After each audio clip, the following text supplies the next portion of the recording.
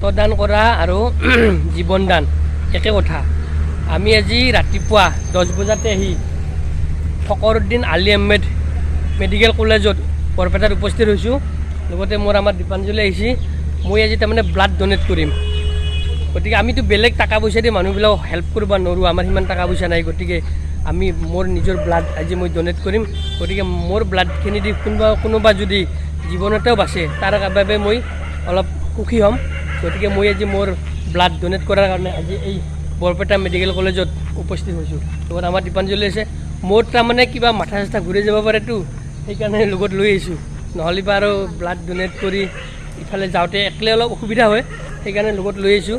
গতিকে আমি মোটামুটি 3টা বজাত মোৰ ব্লাড ডনেটৰ কাম আৰম্ভ হ'ব। 3টা বজাৰ পিছত আমি ঘৰত যাব পাৰিম। গতিকে শ্বেয়াৰ কৰিব পাৰে যদি ভিডিঅ'টো, আৰু আপোনালোকেও পাৰে যদি এনেকৈ ব্লাড ডনেট কৰিবচোন। ভয় কৰে ব্লাড ডনেট কৰাৰ কাৰণে, মই দুৰ্বল হৈ যাব নেকি মানুহটো, বা বেলেগ কাম বন কৰিব নোৱাৰিব নেকি। আচলতে ব্লাড ডনেট কৰিলে ভালহে, আমাৰ ব্লাডটো ৰিফাইন হৈ যায়, নতুনকৈ আৰু ব্লাডৰ উৎপন্ন হয়। মই আগতো মই 3বাৰ ব্লাড ডনেট কৰিছোঁ, এইবাৰ হয়তো মই 4বাৰ হ'ব।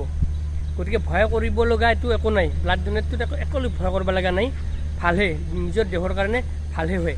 পাৰিলে আপোনালোকে এনেকৈ ব্লাড ডনেট কৰিবচোন।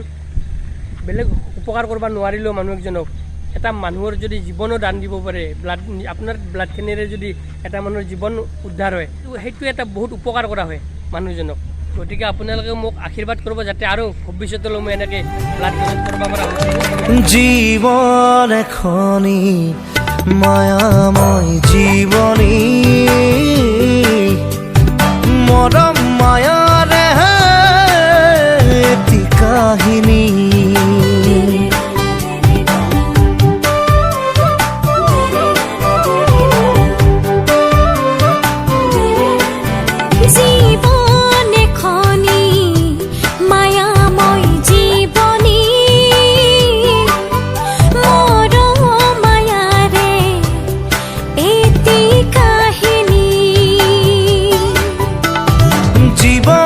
কয় কাহানী বা হাঁহিবোৰ লুকাই থোৱা, মৰমে কয় কেতিয়াবা চকুৰ তিতি চাহিয়া, সুখ দুখৰ ছবি আঁকি যায় জীৱনৰ আচল লুকাই।